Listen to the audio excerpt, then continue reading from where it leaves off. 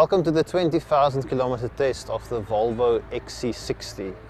Over the past 2 years I've done 2 tests on bakkies, the Mitsubishi Triton as well as the Toyota Hilux. So I was actually looking forward to testing an SUV and experience the practicality, luxury and comfort that are associated with these vehicles.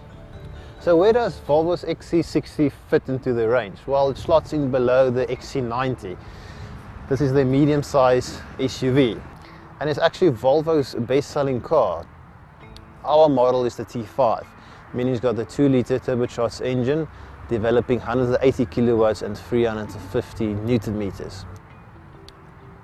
This Volvo came with the optional sport pack, and these included for me 2 notable additions. First of all, the automatic tailgate, and second of all, the park distance control front and rear. Great to have when you park in tight parking lots or residential areas.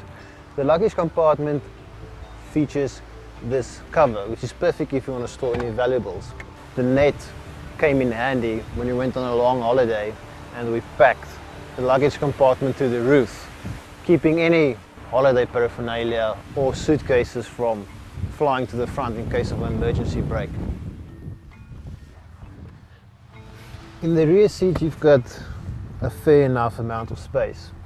I'm sitting behind my own driver's position and I've got enough legroom and my knees are not touching the front seat.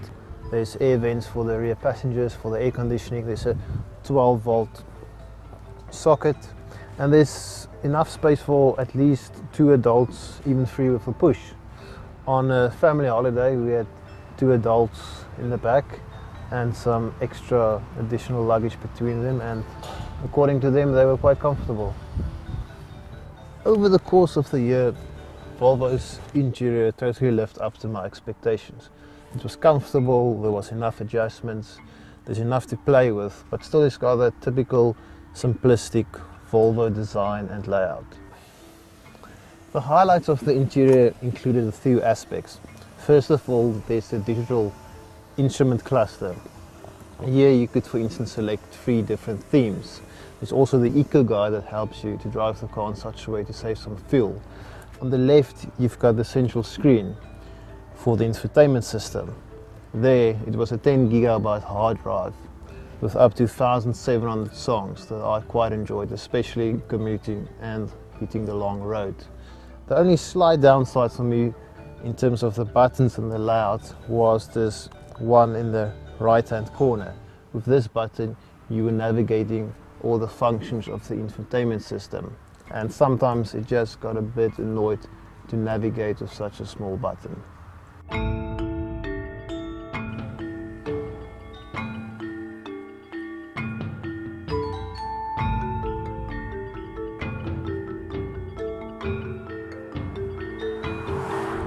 Over the course of the year I've used the Volvo in different scenarios. First is my daily commute, secondly for weekend trips, and then lastly for a holiday in the south coast. It was the latter in which my mother, sister and wife joined me, and even with the car fully packed, the engine did a good job. It supplied enough power and torque to easily overtake slow moving traffic. Having said that, in town you can easily overpower the front wheels. If you take, for instance, a gap at the junction, or you put your foot flat from, say, standing start, you will experience some torque steer through the steering wheel. But those scenarios are few and far between. Another feature that I appreciate about this Volvo is its combination of ride quality and handling. It's definitely not the most dynamic SUV, but it does ride well and there's never too much body roll. It's equipped with 18-inch wheels that's wrapped in 235/60 tyres. And for me, in town, on the highway, it did a good job of managing the weight of the vehicle and giving a good ride quality.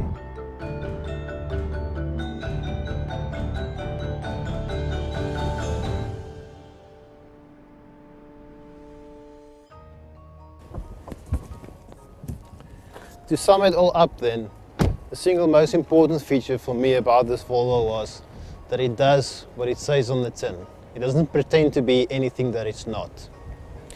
It might be showing its age a little compared to its competitors, But if the new XC90 is anything to go by, the new XC60 will be something special.